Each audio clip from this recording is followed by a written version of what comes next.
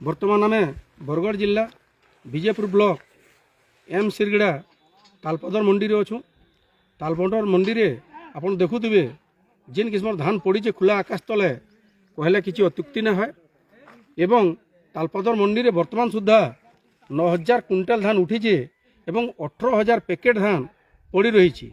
हेन्ता जदि देखमा पदमपुर आरएमसी रे 15 लाख पैकेट धान पड़ी रही जेनटा कि वर्तमान सुधा 50% अधिक धान पड़ी कहले किसी अत्युक्ति न है।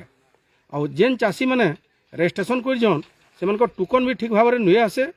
आमे जेतेले मंडी के आसलु मंडी रे अधिकारी मानकु पचरालु से आज्ञा मैंने कहले 551 जन तालपदर मंडी रे रेजिस्ट्रेशन होते से मानकर भितरु 31 जन वर्तमान सुधा टोकन नुहे पाते। 150 क्विंटल रु अधिक जेन मैंने बिकबे से मानकर तो बिल्कुल टोकन नुहे आसे।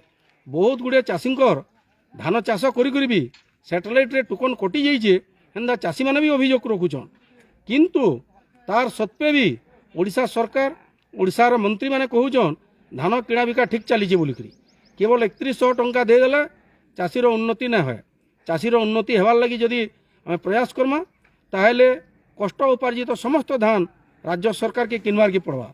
तार संगे संगे आज खुला आकाश तले जेन मंडी मान के धान पड़ी से धान जदि तुरंत नहीं घिनबे चाषीर आवश्यकता दृष्टि से माने बहुत क्षति सहबार के पड़वा।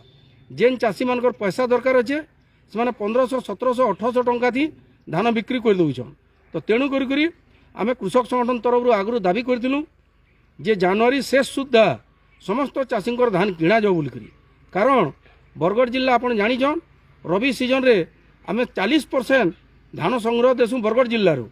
तो तेणु करी नुआ चाष करवार लगी घर आवश्यकता मेटाबार लगी एवं इत्यादि खर्च बहन करवार लगी धान बिकला जाकि आमे पैसा पाइमु।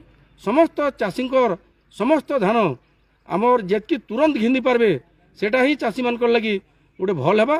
जदि तुरंत सबू चाषी धान किणा बिका नहीं पारबा ताहले भयंकर आंदोलन हेबा।